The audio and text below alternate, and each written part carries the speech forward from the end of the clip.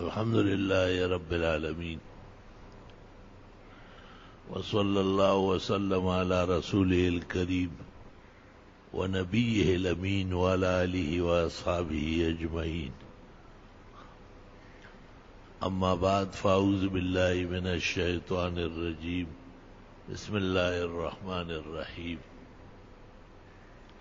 والراسخون في العلم يقولون آمنا به كل من عند ربنا وما يذكر إلا أولو الألباب.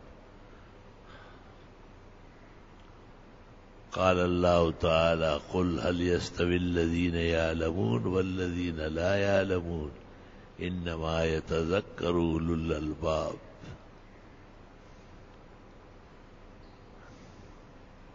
وقال النبي صلى الله عليه وسلم إن العلماء ورثة الأنبياء ولم يورثوا الأنبياء دينارا ولا درهما بل ورثوا العلم فمن أخذه أخذ بحظ وافر. أخرجه الشيخان عن النعمان بن بشير رضي الله تعالى عنه. قابل قدر بزرگوں، بھائیوں اور عزیزوں، اللہ تعالیٰ نے دین کی حفاظت کا ذمہ خود لیا ہے. انا نحن نزلنا الذکر وانا لہ لحافظون. آیت تو حفظ قرآن کے بارے میں ہے، لیکن علماء دین کہتے ہیں کل ما یتعلق بالقرآن یحفظ الی یوم الساعہ. ہر وہ چیز جس کا تعلق قرآن شریف سے ہو، اللہ تعالیٰ اس کو بھی محفوظ رکھے گا قیامت تک کے لیے. یہ جتنے علماء کبار ہے، سلف صالحین ہیں، حضرات مجتہدین اور فقہاء ہیں، محدثین اور مفسرین ہیں، ہر زمانے کے علماء ربانیین راسخین ہیں، اولیاء کاملین واصلین ہیں، اور ان کے مطیعین منقادین اور شاکرین ہیں، یا کسی درجے میں بھی دین کے معاونین اور محسنین ہیں. اللہ تعالیٰ نے ان سب کی حفاظت فرمائی ہے. جب دین کا تذکرہ ہوتا ہے تو ان کا ذکر بھی والہانہ ہو جاتا ہے. دین کی برکت سے اللہ تعالیٰ نے ان کو بھی قیمتی بنا دیا. دیکھو، ایک معصوم بچہ حفظ کرتا ہے، پھر بڑے بڑے علماء کو کہا جاتا ہے کہ آپ دعا میں آ جائیں، وہ سب آ جاتے ہیں. دنیا کے اور طبقات کو دعوت دی جاتی ہے کہ ایک معصوم بچے یا بچی نے حفظ پورا کیا ہے. وہ اتنا خوش ہوتا ہے کہ وہ اپنی ذمہ داری سمجھتا ہے کہ مجھے بھی اس خیر کی نشست میں شریک ہونا ہے. معلوم ہوتا ہے کہ قرآن کریم یا ایک نے کیا، سمجھ ایک نے کیا، بیان ایک کر رہا ہے، لیکن وراثت پوری امت مسلمہ کی. امیر بخارا نے امیر المومنین فی الحدیث امام بخاری رحمت اللہ علیہ کو کہا تھا کہ آپ تشریف لائے اور میرے دربار میں درس حدیث دے. امام صاحب نے معذرت کی اور فرمایا میرے اشغال، میری مصروفیات وہ بہت زیادہ ہے اور درباروں کے لیے وقت نہیں. تو امیر بخارا نے کھلوایا کہ پھر آپ میرے شہزادوں کے لیے اور میرے وزیروں کے بیٹوں کے لیے علیحدہ نشست بنا لے. تو امام موصوف نے یہ بھی قبول نہیں کیا، فرمایا یہ تو انبیاء کی وراثت ہے اور امت برابر شریک ہے، جو بھی آئے گا وہ بیٹھے گا، میں کسی کو روک نہیں سکتا. امام مالک رحمت اللہ علیہ جو مدینہ منورہ کا پہلا امام ہے صحابہ کے بعد، احادیث مبارکہ میں ان کی طرف پیشنگوئیاں آئی ہیں کہ اس طرح مدینہ منورہ میں ایک امام ہوگا، وہ احادیث پڑھا رہا ہوگا اور دور دور سے لوگ ان سے پڑھنے آئے گے۔ چنانچہ امام شافعی غزہ سے گئے ہیں اور امام مالک سے موطا پڑھی ہے۔ امام محمد ابن الحسن شیبانی، ان کے والد واسط کے کمانڈر ان چیف تھے، لیکن عجیب بات ہے کہ ذوق ان کا علم کا تھا اور انہوں نے کہا میرا بیٹا عالم بنے۔ دنیا میں ایسے نظارے بھی دیکھنے میں آتے۔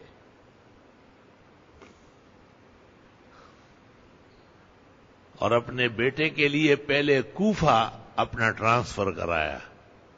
بادشاہ وقت کو کہا کہ میں ڈیوٹی کوفہ میں کروں گا کیونکہ امام ابو حنیفہ پڑھا رہا ہے، میرا بیٹا وہاں پڑھ لے۔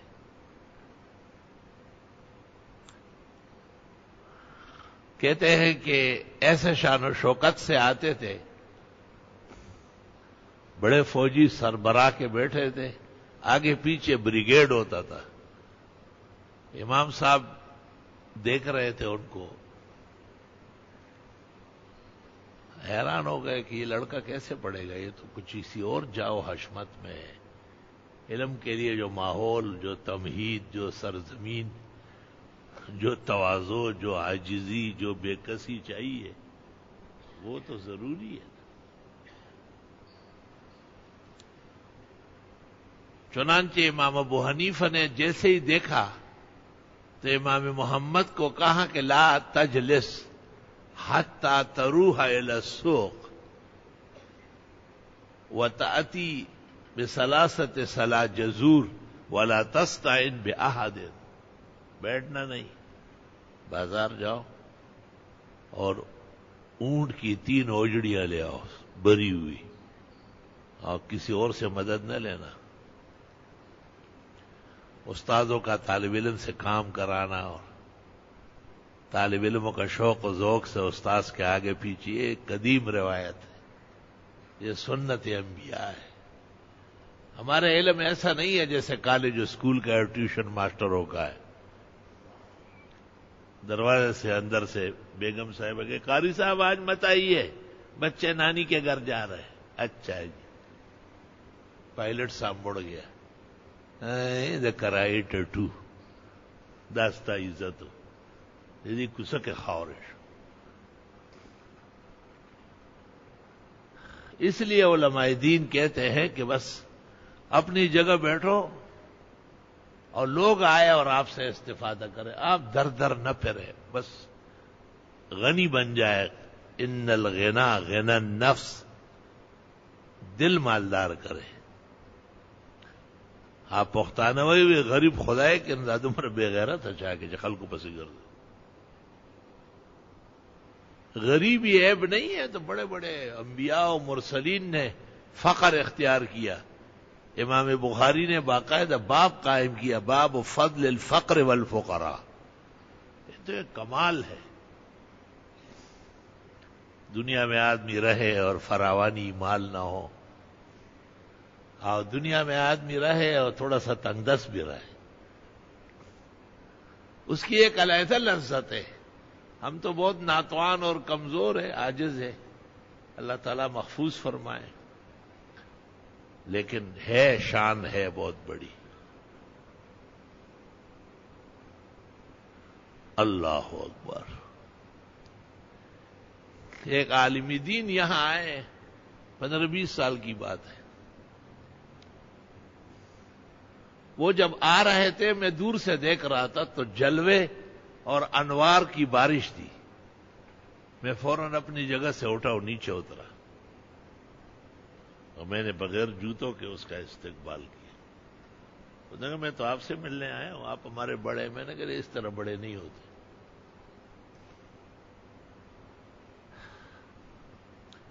بیٹھ گئے، بات چیت شروع ہو گئی۔ اس نے کہا میری لڑکیاں زیادہ ہے اور بڑی ہے، اور سب بالغات ہیں.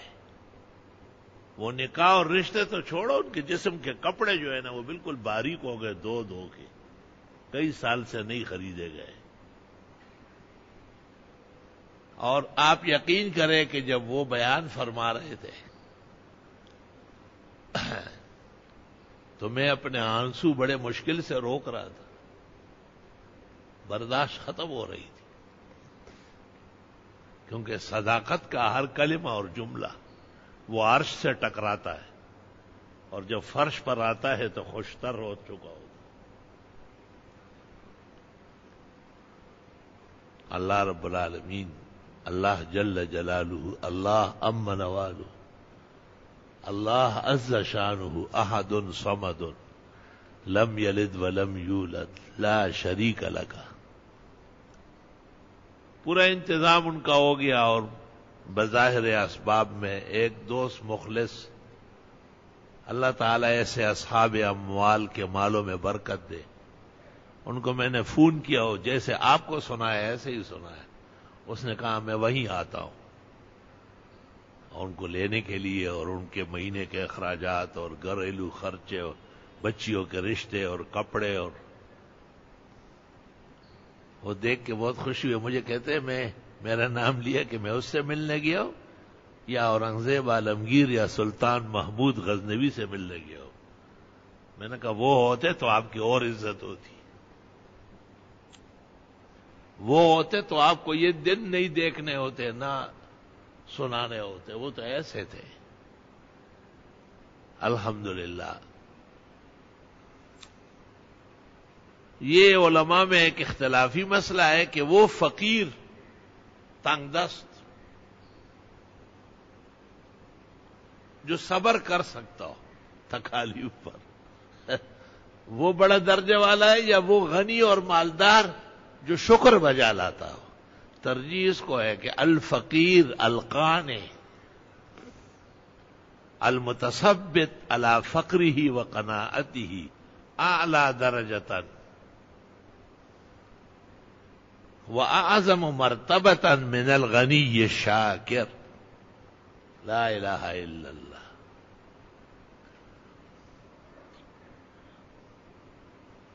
تو اساتذہ یہ خیال بھی رکھتے ہیں کہ بہت زیادہ بونچالی کپڑے پہنا ہوا ہو، بڑا ٹرفر سے کوئی آ رہا ہو، تو دو قسم کے لوگ ہوتے ہیں. تو یہ کہ آئے اور گئے، ہمارا ان سے کیا واسطہ ہے؟ رسمی تقریر سن لے اور رسمی نمازیں پڑھ لے، جتے تو کوتھی اوتھی آن کلوتھی. ایک وہ ہیں کہ جن کے چہرے اور پیشانی میں دین کے جلوے ہیں، استاذ کو فکر ہوتی ہے کہ یار یہ تو بجھ نہ جائے.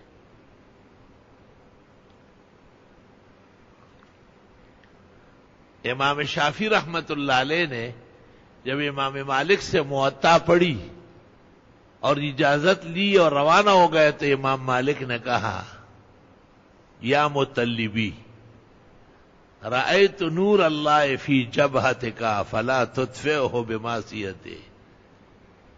امام شافعی کو کہا مطلبی بنو مطلب قبیلے کی، میں نے اللہ کا اور نور کا علم آپ کے پیشانی میں دیکھا ہے، گناہ کر کے اس کو مٹھانا نہیں، کہیں بجھا نہ دے. یہ نور خالص جو علم کا ہے، علماء کا ہے، قرآن کریم کا ہے اور سنت انبیاء کا ہے اور احادیث محمدیہ کا ہے. یہ نور معصیت کے ساتھ جمع نہیں ہوتا. جب معصیت اور گناہ ہوں گے تو یہ نور بجھ جائے گا. کتنے ٹیوب لائٹ ہوتے ہیں لیکن ہم کہتے ہیں یہ فیوز ہو چکے ہیں. کتنے مکانات ہیں لیکن ان میں فٹنگ نہیں ہوئی ہے. کتنے ادارے ہیں جہاں بلیک آؤٹ ہے. حالات جب ملکوں کے پرخطر ہو جاتے اور دشمن کے طرف سے حملے کا اندیشہ ہوتا ہے تو پورے شہر کو حکم ملتا ہے کہ بھئی راتوں کو بلیک آؤٹ کرو تاکہ پتہ نہ چلے. اب تو ان کو اور طرح پتہ چلتا ہے، بلیک آؤٹ ویک آؤٹ کوئی چیز نہیں. اب تو وہ اور ترقی کر کے اپنے ظلم و ستم میں اور سائنس اور مادے میں، اور وہاں سے دیکھ لیتے ہیں کہ آپ کے بالا کوٹ میں زلزلہ آیا اور بالا کوٹ الٹ گیا اور مظفر آباد اور فلاں فلاں علاقے، یہ انہوں نے ان کو کہا، ان کو تو کچھ پتہ نہیں چلتی، یہ تو بندر بانڈ میں لگے رہتے، یہ تو ایسے ہو چکے ہیں کہ خدا تعالیٰ ان کے شر سے ملک کو ملت بچائے، بس یہ دعا کرنا چاہیے۔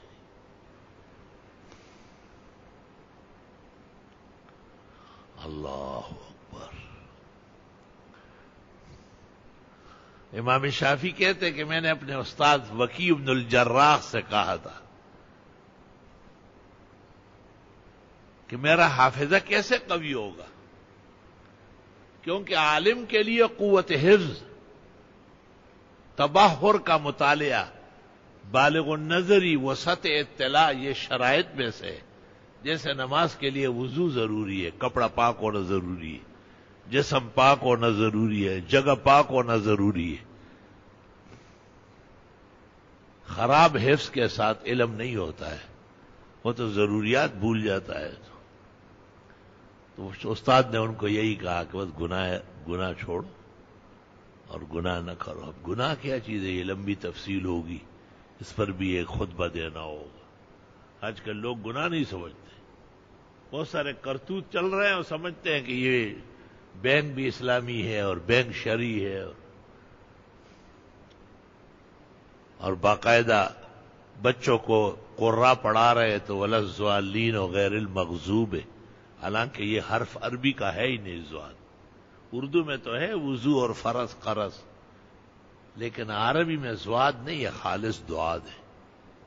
یہ وہ قرآن ہے جو بچوں کو ماں باپ کی اجازت سے قتل کر رہا ہے، اور بجائے سر کاٹنے کے قرآن و ایمان ان کا برباد کر رہا ہے۔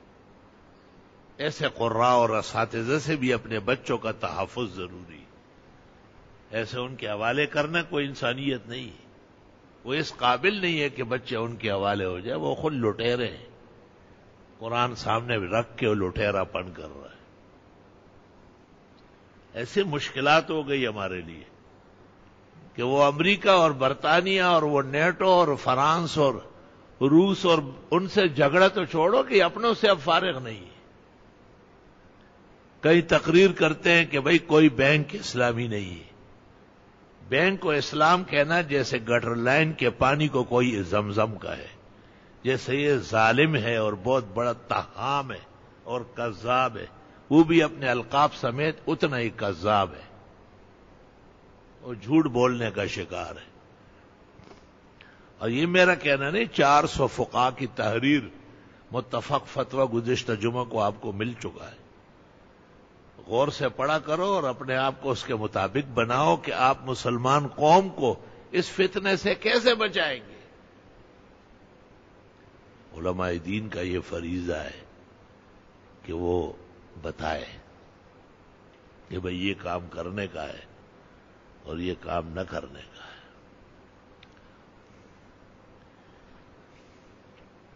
وہ یہ خطبے کے دوران چندے ہوتے ہیں نا، تو خطبے کے دوران تو سنت پڑھنا منع ہے، خطبے کے دوران کوئی حضرت صلی اللہ علیہ وسلم کا نام لے تو زبان سے صلی اللہ علیہ وسلم کہنا منع ہے۔ خطبہ تو کالصلاۃ ہے حنفیہ کے ہاں، بلکہ اور اماموں کے ہاں بھی۔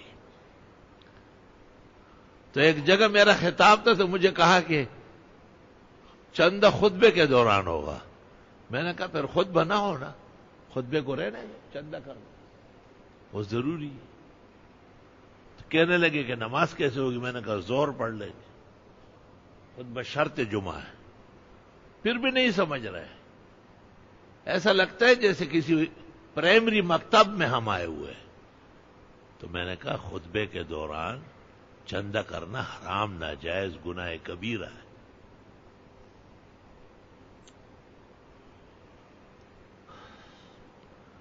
شیخ الاسلام ابن تیمیہ نے لکھا ہے، 2 چیزوں سے اسلام کو نقصان پہنچا، بعض لوگوں کی جہالت سے کہ وہ مسئلہ جانتے ہی نہیں، الجہالت بالمسائل المرسلہ اے بالمصالح المرسلہ، اور ناحق اور غلط طریقے سے لحاظ داری۔ یہ خفا ہو جائے گا، دل خفا ہو جائے گا، اس کا دل رکھیں گے آپ تو مسئلے روزانہ قتل ہوں گے اور مٹی ہوں گے۔ اس دل پر لکیر کھینچے آپ تاکہ یہ دل بھی مسلمان ہو جائے. اس دل کو بھی اسلام دکھانا اور اسلام سکھانا وہ ضروری ہے. جن کو فکر تھی دیکھے امام محمد کو دیکھا کہ وہ شان و شوکت سے آ رہا ہے ایسا اور ایسا اور یہ ابو حنیفہ کی نگاہ سمجھتی تھی، یار ایک نگاہ نہیں سمجھتی. اور انہوں نے کہا لا تجلس حتی تروح الی السوق وتأتی بثلاثۃ سلا جزور ولا تستعن بأحد. اب بازار گئے امام محمد، ایک اوجڑی دائیں ہاتھ میں پکڑی، دوسری بائیں ہاتھ میں پکڑی. بریگیڈ فوج کا ساتھ ہے، سر کا رہنے دو یار، استاد جی لیں گے ہی نہیں. تیسری رہ گئی تو منہ میں پکڑ لی. اب وہ شاہانہ لباس پر ریلا بہ رہا ہے. آپ نے دیکھا، کہا اترک ستصیر مجتہدا انشاءاللہ، رہنے دے، وقت کے اماموں کے امام ہوں گے آپ. امام شافعی کے تو براہ راست استاد ہے، اور کتنے محدثین و فقہا کے، اور امام احمد ابن حنبل کے شافعی کے واسطے سے استاد ہے. اور اللہ تعالیٰ نے امام محمد کو جو مقام مرتبہ دیا ہے، حضرت امام اعظم ابو حنیفہ سے نسبت تلمذ دونوں جہانوں میں کارگر ہے. امام شافعی کہتے ہمارے استاد امام محمد سے میں نے اتنا علم حاصل کیا کہ موٹا تازہ پہلوان اونٹ، بھوکتی اونٹ، وہ بھی نہیں اٹھا سکے گا. اور فرمایا شیخنا محمد بن الحسن اذا تکلم فکأنما العربی تنزل علی لسانی. دیکھیے توالی التاسیس بمعالی محمد ابن ادریس ابن حجر کی. ہمارے استاد امام محمد جب عربی بولتے ہیں ایسا معلوم ہوتا ہے کہ عربی ان پر نازل ہو رہی ہے. لا الہ الا اللہ. بہرحال امام محمد رحمت اللہ علیہ نے بھی امام مالک سے مدینہ منورہ جا کے موطا پڑھی. اور دنیا کے اندر جتنے امام تھے، یہاں تک کہ یہ امام بخاری اور امام مسلم، ان کے حالات میں لکھا ہے حافظ الموطا اولا، سب سے پہلے موطا مالک یاد کی انہوں نے. ایک بنیادی کتاب تھی، ایک ضروری کتاب تھی. حالانکہ صرف 500 احادیث ہے اور بعض کی اخبار و آثار ہے، کچھ قضایا اور فتاوائے اہل مدینہ ہے، لیکن اللہ تعالیٰ نے مقبولیت ایسی عطا کی ہے. خلیفہ منصور اور امام مالک اساتذہ میں شریک ہے، اور خلیفہ منصور بھی اپنے زمانے کے حافظ الحدیث ہیں. اب منصور عباسی ہارون رشید کے والد.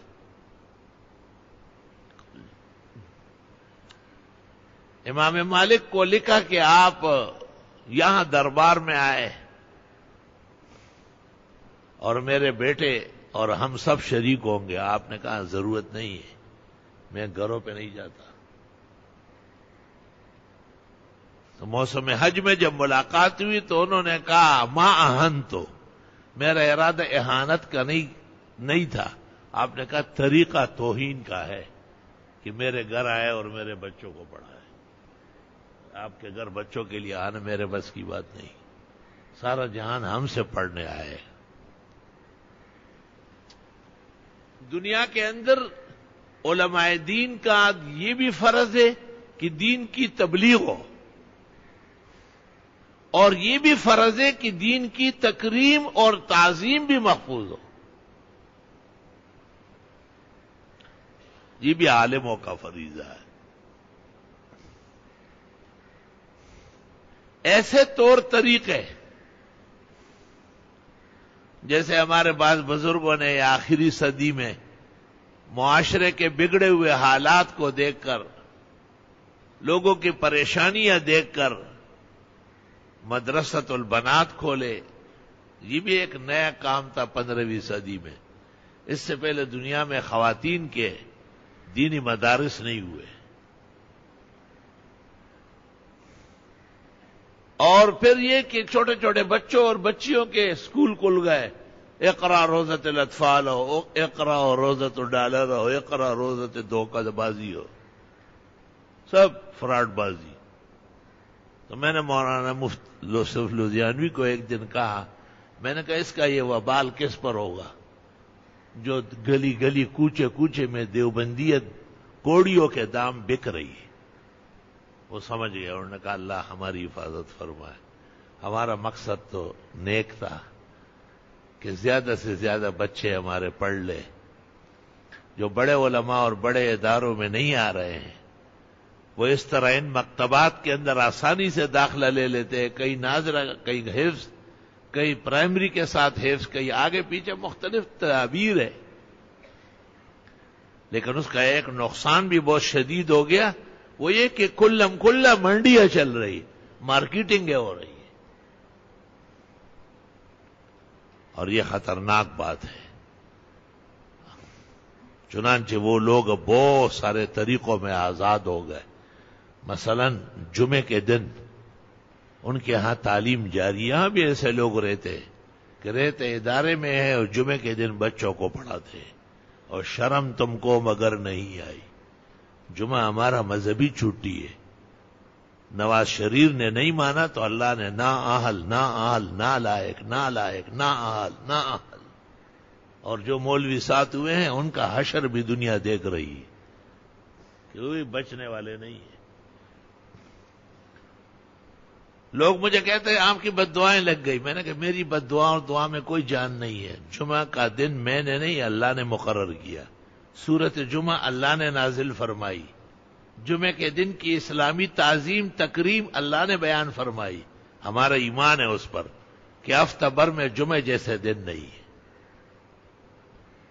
اور میں نے ان دکاندار اور شاپ کیپرز، مارکیٹ والے اور تجار کو بھی کہا ہے کہ جن کا اپنا اختیار و اقتدار ہے اور وہ ان کے ساتھ دیتے ہوئے اتوار کو چھٹی کرتے ہیں اور جمعے کو کھولتے ہیں، وہ بھی اللہ کے عذاب سے بچے، اور بچنے والے نہیں ہیں، وہ بھی تباہ و برباد ہو گئے۔ اتوار کا دن تو مغضوبین کا ہے، ضالین کا ہے، جن پر ہر نماز میں آپ لعنت بھیج رہے ہیں۔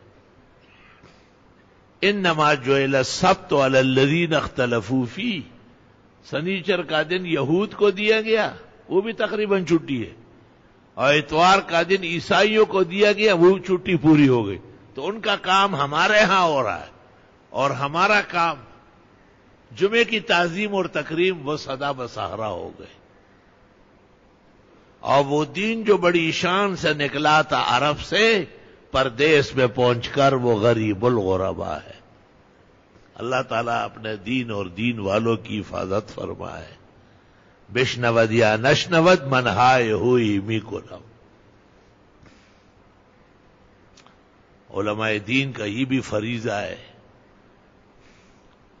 اور علماء کا یہ بھی منصب ہے، کیونکہ پیغمبر نے ان کو اپنا وارث کہا ہے، ان العلماء ورثۃ الانبیاء۔ نبی صرف تعلیم نہیں کرتے تھے، نبی اخلاق بھی بناتے تھے، نبی تعظیم اور تکریم کی بھی تعلیم دیتے تھے۔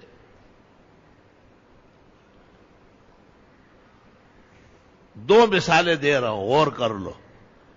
آپ ایک جگہ مہمان ہوئے اور وقت ایسا تھا کہ صحابہ نے محسوس کیا کہ تھوڑے سے آپ کو آرام سے بٹھایا جائے، تو آپ کے پیچھے تکیا رکھی، آپ نے فوراً تکیا پہ ہاتھ رکھا اور آہستہ سے دھکیلا اور فرمایا لا آکل متکئا، میں ٹیک لگا کے نہیں کھاؤں گا، انما آکل کما یاکل العبد، ایسا کھانا کھاؤں گا جیسے ایک محتاج بندے کو کھانا ہے، متکبر فرعونوں کی طرح نہیں کھاؤں گا۔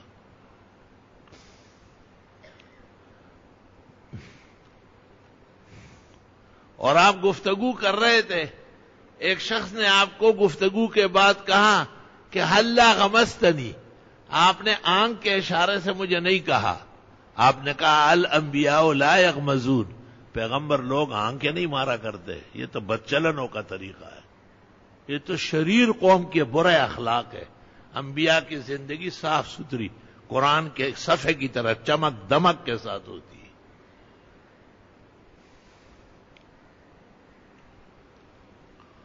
آپ اعتکاف میں تشریف فرما تھے،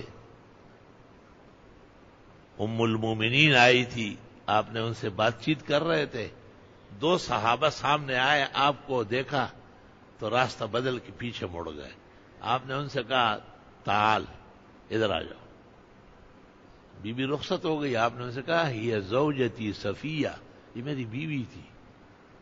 انہوں نے کہا حضرت آپ کے بارے میں آپ نے کہا ان الشیطان یجری من ابن آدم مجرى الدم، شیطان تو آدمی کے خون میں بھی دوڑتا ہے، اگر آپ کو میرے بارے میں برا خیال آیا تو ایمان چلا جائے گا۔ اس لیے انبیاء علیہ السلام صاف ستھرا نظام رکھتے ہیں۔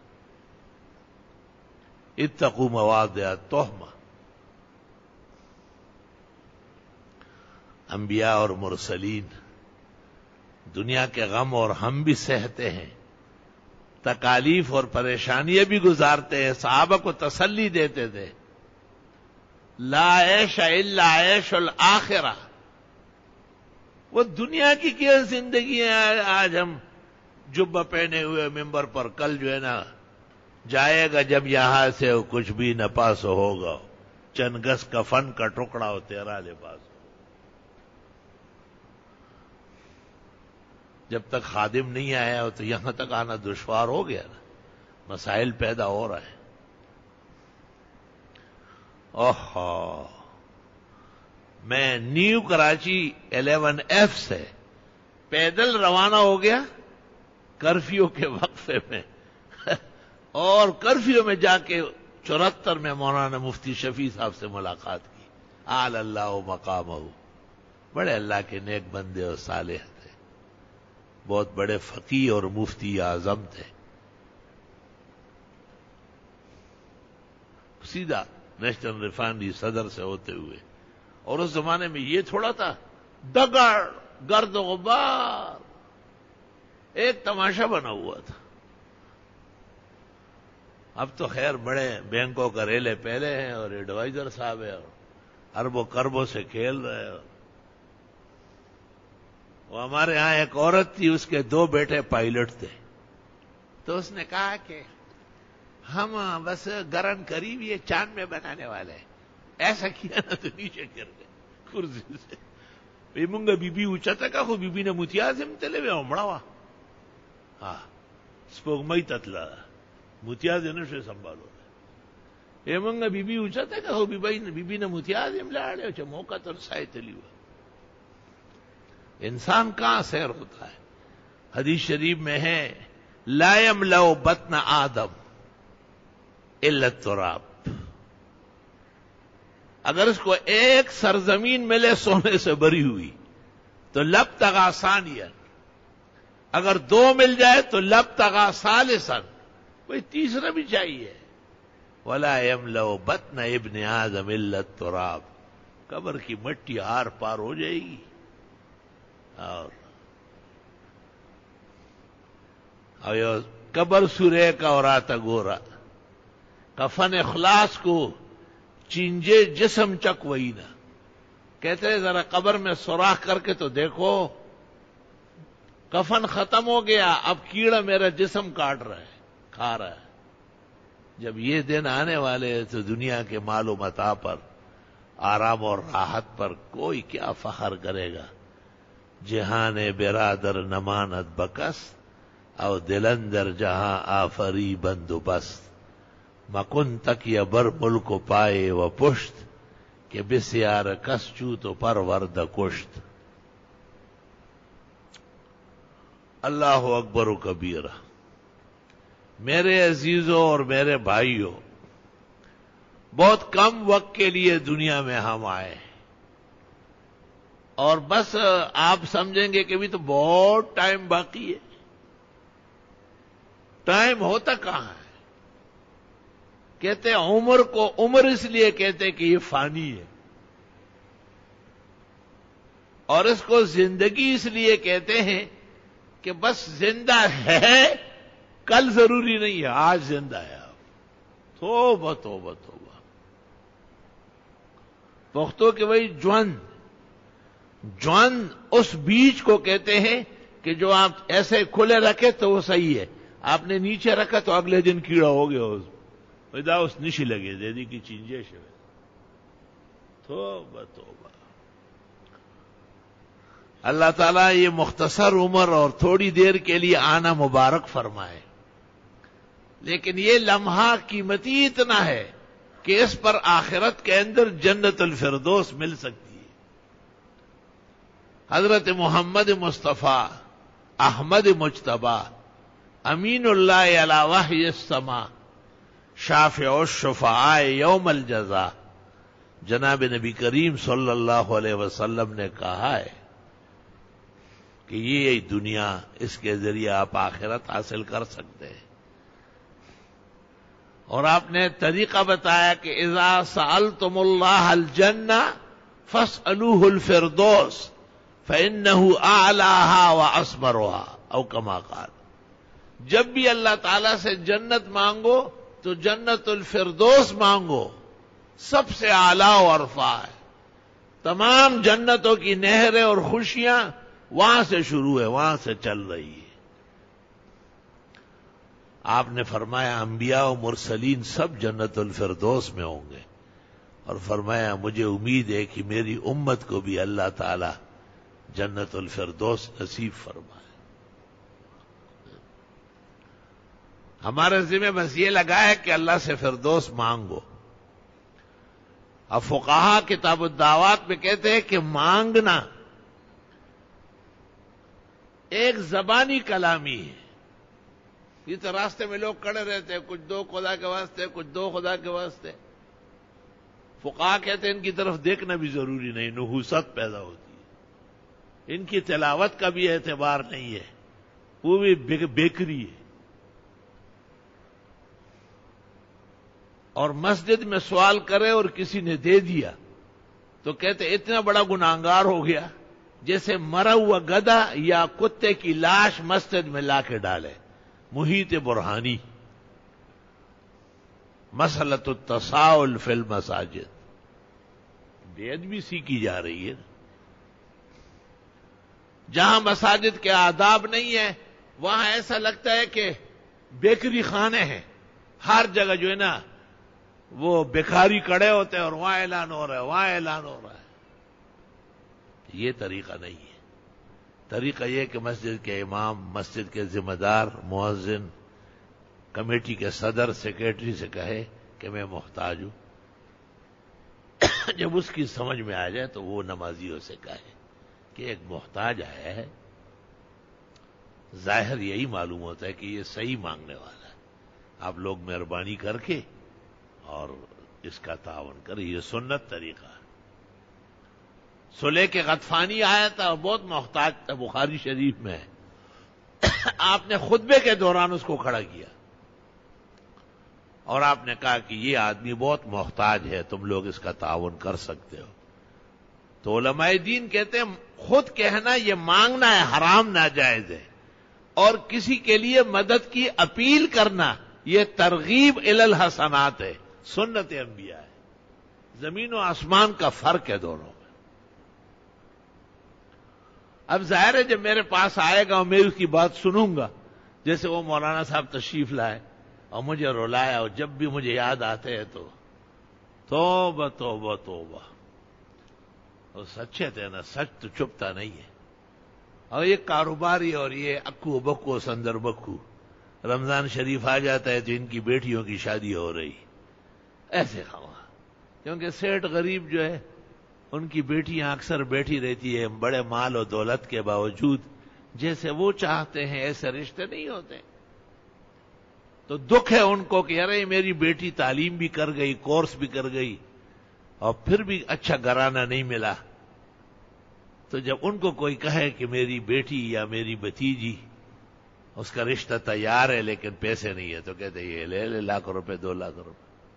وہ تو اس کو تو اللہ اجر دے گا، اس نے تو اچھی نیت سے درد سن کر کے. یہ آگے سے ڈکیتر ہے اور یہ داڑھی اور پگڑی غلط استعمال کر رہا ہے، اور یہ آخرت کو پس پش ڈال کے مانگ رہا ہے. امام غزالی نے احیاء العلوم میں لکھا ہے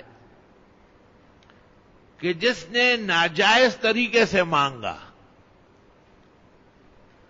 اللہ تعالیٰ 70 دروازے اس کے لیے احتیاج کے اور کھول دے گا، یہاں سے یہاں پورا سوراخ ہو جائے گا، مانگا۔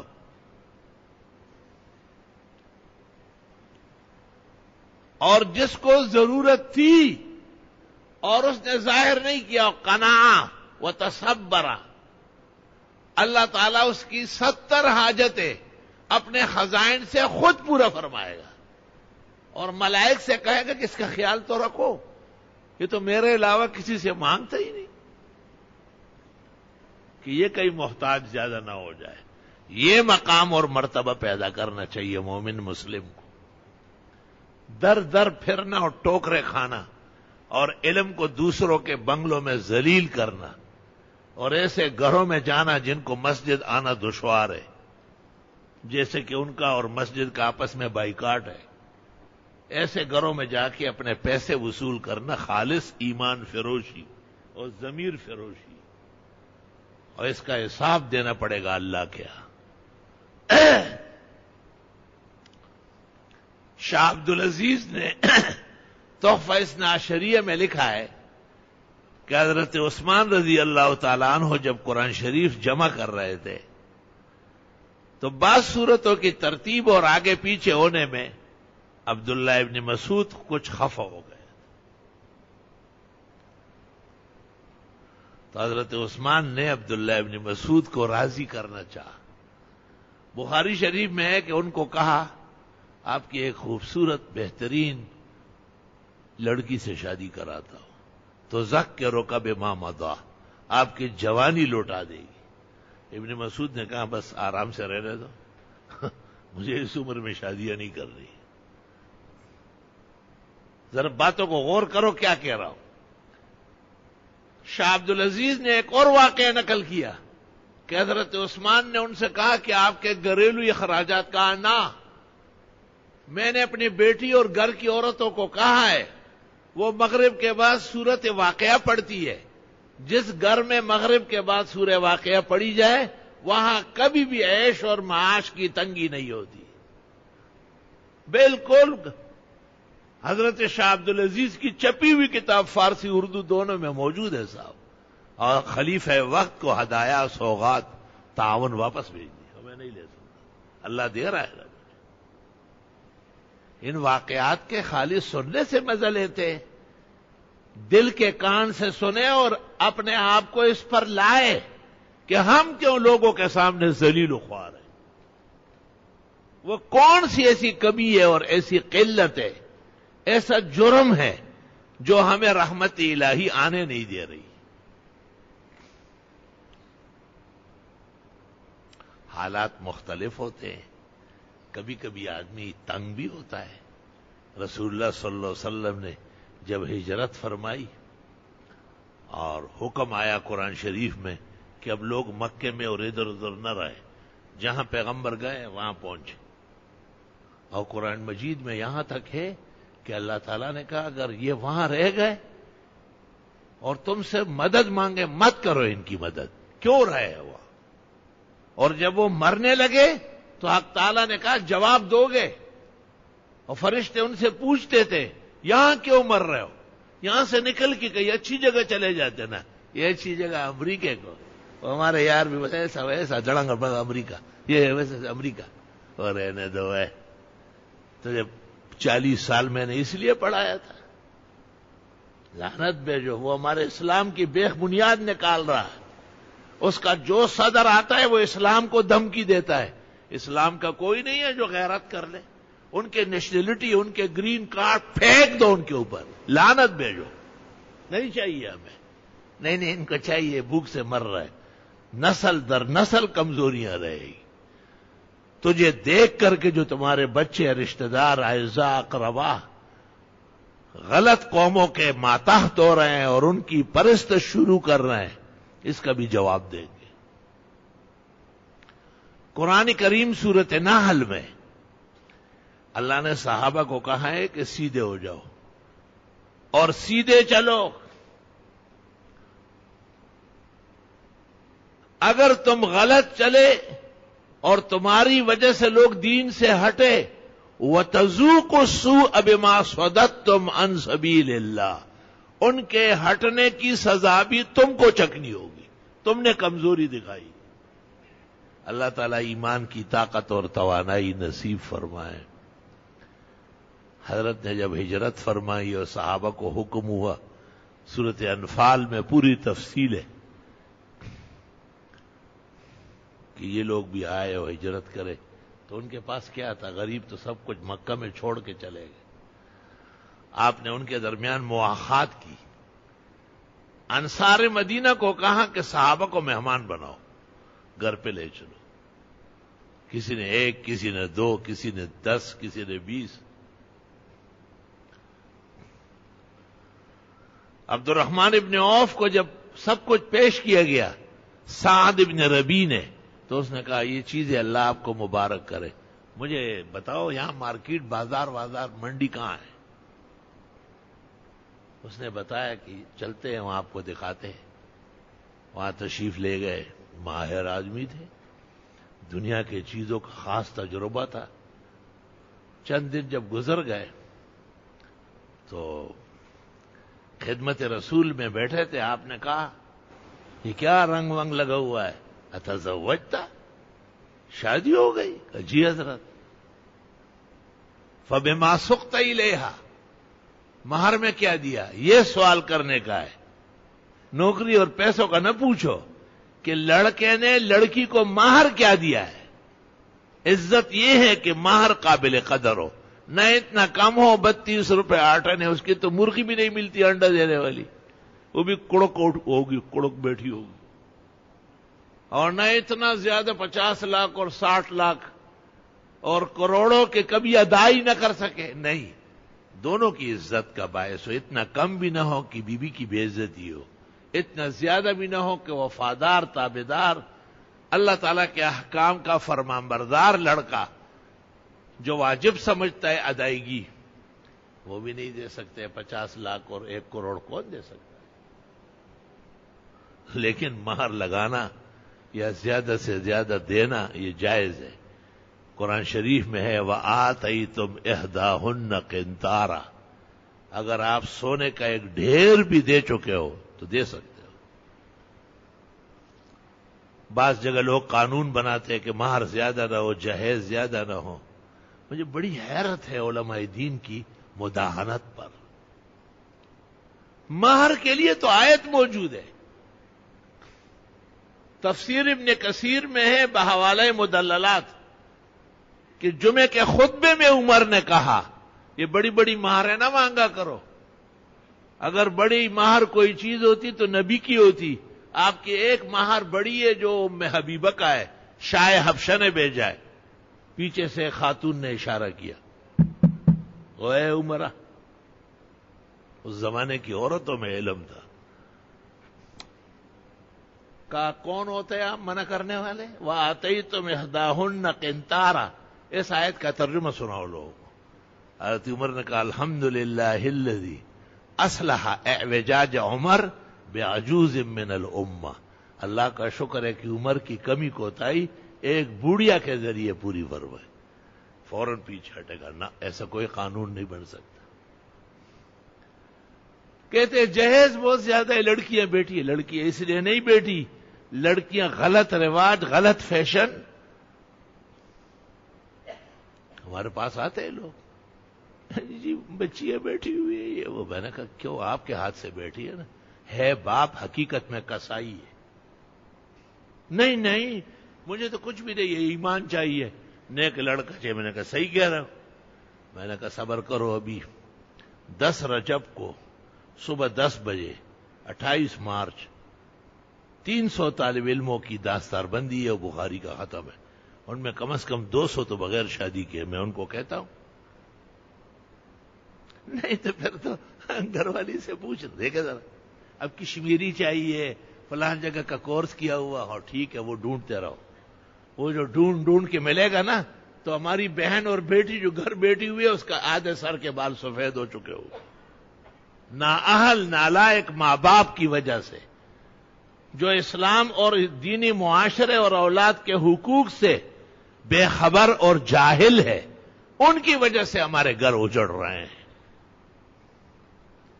تو میں یہ نہیں کہہ رہا ہوں کہ واقعی بڑا جہیز دو اور اچھی بات ہے، میں ایک مسئلہ سمجھاتا ہوں، اس کو سن لو۔ پیغمبر کا حکم ہے اور 10 جمعے میں بیان ہوا کہ زندگی میں لڑکا اور لڑکی برابر ہے۔ اب پتہ کر لو، جیسے محمد انور شاہ ہے اس طرح ان کی 5 بہنیں بھی۔ وفات کے بعد تو بیٹے کے 2 حصے اور لڑکی کا 1 حصہ ہے۔ جب ماں باپ مرے وہ وراثت ہوتی ہے، وراثت موت کے بعد ہے، لیکن زندگی میں جو تقسیم ہوگا وہ عطیہ ہے، گفٹ ہے، سوغات ہے، ڈالائیدہ پریزنٹ ہے۔ اور پیغمبر کا حکم بخاری مسلم میں ہے، اعدلوا بین اولادکم فی العطیہ، اولاد کو زندگی میں عطایا میں برابر رکھو۔ چونکہ اس کی تشریح میں پہلے کر چکا ہوں، صرف یاد دہانی اور مضمون کو سدھارنے کے لیے دوبارہ کہہ دیا، اس لیے اس پر تفصیل کی حاجت نہیں ہے۔ اللہ تعالیٰ معاشرے کو اسلام کی برکات سے، اور اللہ تعالیٰ معاشرے اور ہمارے مسلم گھرانوں کو، مسلم حکمرانوں کو، مسلم زعماء کو، مسلم تجار کو، مسلم معاشرے کو اللہ تعالیٰ اسلام کی برکتوں سے جلدی استقامت اور خوش رنگی نصیب فرمائے۔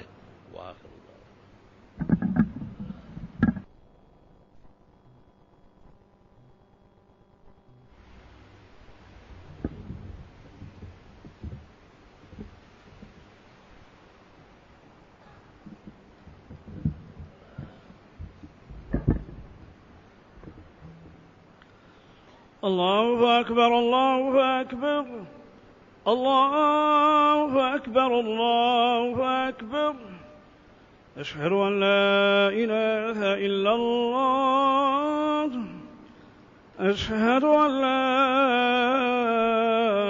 إله إلا الله أشهد أن محمدا رسول الله أشهد أن محمدا رسول الله حي على الصلاة حي على الصلاة حي على الفلاح حي على الفلاح الله أكبر الله أكبر لا إله إلا الله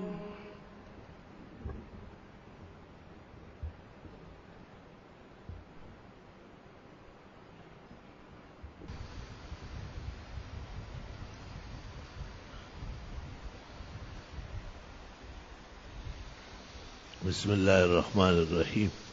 جو جوابات سننے کے لیے آگے آ رہے ہیں وہ نمازیوں کا احترام فرمائیں۔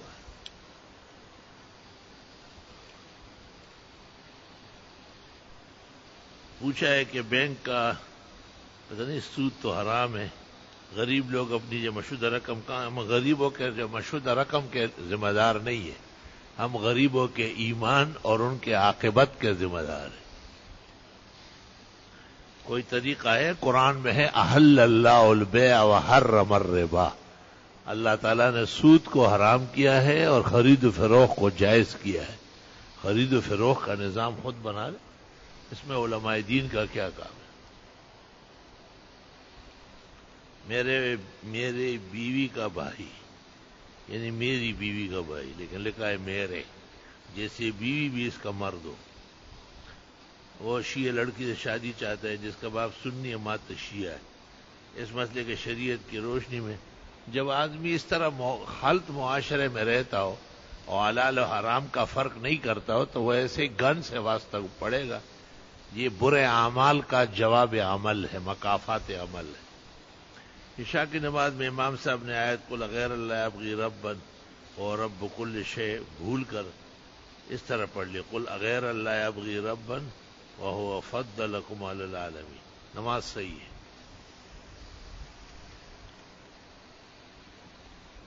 سلام کے بعد عرض یہ ہے کہ بندہ آپ کے بیانات بہت شوق سے سنتا ہے، مگر نماز کی بالکل پابندی نہیں کرتا. آپ حضرات ان کے لیے خصوصی میں دعا وہ ہوں اللہ پاک پکا پختہ راسخ نمازی بنا لے. تبلیغی جو کہ 40 دن یا سال کے لیے کسی ایک شہر میں 15 دن سے کم دنوں میں رہتے مسافر ہی رہیں گے جب دن 15 نہیں ہے. حضرت اقدس آج کا کالا کوا گرو والا حلال ہے یا حرام؟ حرام ہے. کوا حرام ہے. شیخ الاسلام کیسے کہتے ہیں جو حرام کو حلال کہے اور بینک کو اسلام کا ہے اور پورے عالم اسلام کا چہرہ کالا کرے، ایسے قذاب کو شیخ الاسلام کہا جاتا ہے. اللہ تعالیٰ انور شاہ کے عارض القوم کمال صحت شفا میں بدل دے آمین. احسن کی عمر و علم میں برکت دے. حضرت مفتی صاحب عزیز عظمت اللہ خان مقیم دبئی کو کچھ گھریلو پریشانی ہے، اللہ تعالیٰ ان کی تمام پریشانیاں دور فرمائے اور جتنے حاضرین و غائبین ہیں ہم سب کی اللہ پریشانیاں دور فرمائے. غیر عالم کا قرآن کی تفسیر و تشریح کرنا نقل اور تحریر موجود ہے، جیسے تفسیر شیخ الہند پکڑ کے پڑھا رہا ہے. معارف القرآن مفتی شفیع صاحب یا مولانا ادریس کاندیلوی جو اہل حق کی تفاسیر ہے بے شک ان میں سے پڑھا سکتا ہے، اور جب تفسیر سامنے سے ہٹائے اور صرف قرآن پڑھے مشکل ہو جائے گا. کوئی جامعہ اور دور حاضر کا قرآن پاک کا ترجمہ بتا دیجئے. حضرت شیخ الہند کا ترجمہ تفسیر عثمانی میں اور بقیہ چند سورتوں پر فاتحہ بقرہ سورت النساء پر حضرت کی تفسیر اور باقی قرآن پر پاکستان کے شیخ الاسلام مولانا شبیر احمد عثمانی جو حضرت بنوری اور مفتی شفیع صاحب کے استاد اعظم تھے، ان کی تکمیلی ترجمہ بہترین تفسیر و ترجمہ ہے. بینک میں جو پانی رکھا ہوا ہوتا ہے اس کا پینا کیسا ہے؟ جب پیشاب پینے کی ضرورت آئے تو پھر وہی پی لیں. آپ کربلا سے وہاں جاتے ہیں کیا؟ ہاں ویسے ہی تمہیں پانی پینے کی خواہش ہے.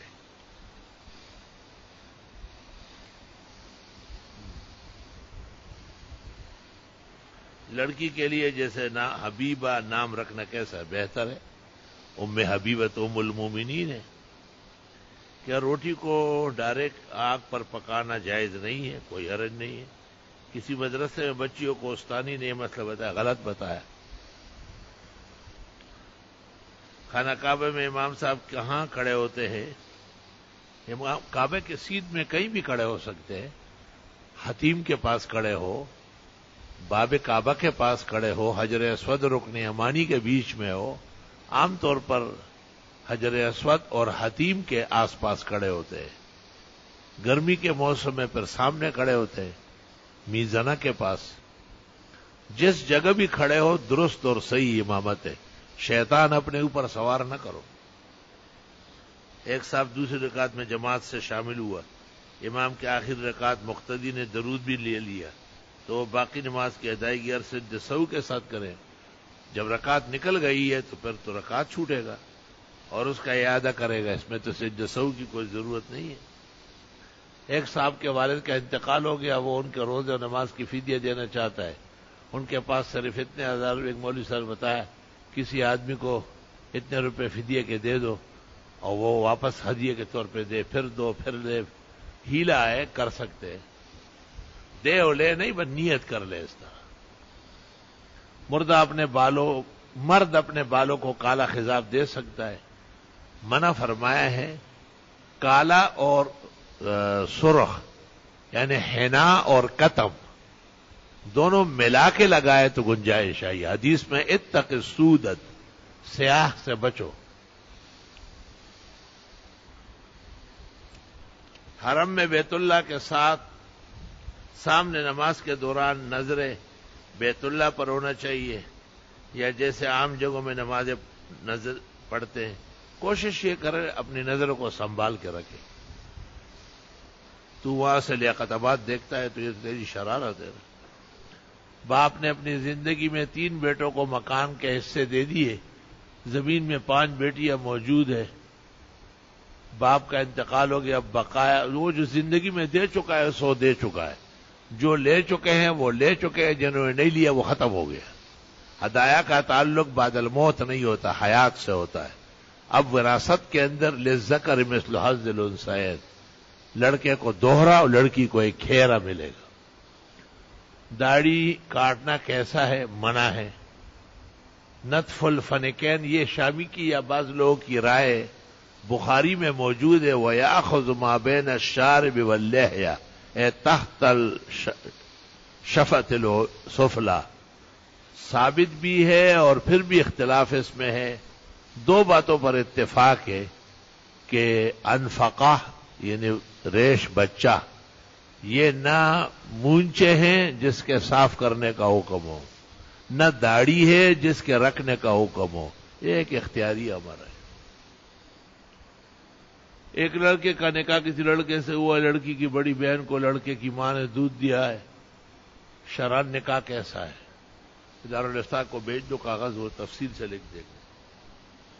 حضرت آج کل اپنے ایسے حالات آئے ہیں جن سے مچھر مارے جاتے ہیں اور مچھر بجلی سے مارے جاتے ہیں، درست ہے، اس میں کوئی حرج نہیں۔ مچھروں نے بھی شرارت بڑھائی، سزا بھی بڑھانا چاہیے۔ گھر میں کتا رکھنا کیسا ہے؟ اگر شکار چوکیدارہ حفاظت مواشی ہو تو جائز ہے، ورنہ نہیں۔ صدقے کا مال بندہ اپنے گھر والوں پر دے سکتے، الصدقۃ علی الاقرباء والاغنیاء، لیکن ثواب کم ہوگا۔ فقراء محض کو دیا جائے اچھا ہے۔ آج کل علوم اسلامیہ سے پہلے عصری فنون حاصل کرنا اگر اس طرح ہے تو کوئی حرج نہیں ہے، لیکن عموماً آنکھ کے مکان نمک رفت و نمک نیز شد۔ میرا بیٹا محمد نواز کا انتقال ہو گئے، دعاؤں کی درخواست ہے۔ ہاں کیا لکھا ہے؟ دعاؤں کی درخواست، اللہ تعالیٰ بخشش فرمائے۔ بیٹی عیشا عمر 3 سال اور پتہ نہیں کیا کیا سر کا شکار اور اسپتال میں داخل ہو، اللہ صحت شفا دے۔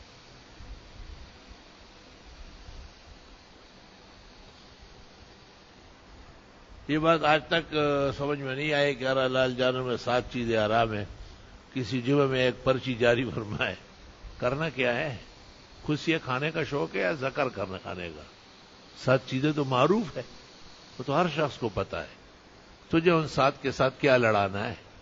کسائی بہت سارے موجود ہیں، ان کو سب معلوم ہے۔ ذکر ہے، خصیتین ہے، حرام مغز ہے، پھکنا ہے، غدود ہے، پیشاب کا نالی ہے، مثانہ ہے، وہ سب چیزیں ہو گئی ساتھ۔ بھائی زبیر جو کہ شدید علالت کی وجہ سے نگہداشت میں ہے، اللہ زندگی و صحت نصیب فرمائے۔ جسمانی بیماری میں مبتلا ہو، میرا مرض پوشیدہ ہے، اللہ تعالیٰ جلدی آپ کو صحت شفا دے۔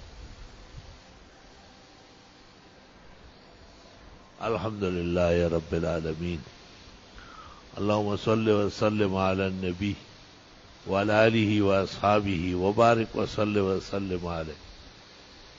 اللہ تعالیٰ ان تمام بیماروں کو صحت شفا نصیب فرمائے، اور جنہوں نے دعاؤں کی درخواست کی اور جو نہیں کر سکے اللہ انہیں بھی زندگی اور صحت شفا دے، اور جو اسپتالوں میں ہے یا گھروں میں ہے یا باہر ملک میں، اللہ سب کے حافظ و ناصر ہو۔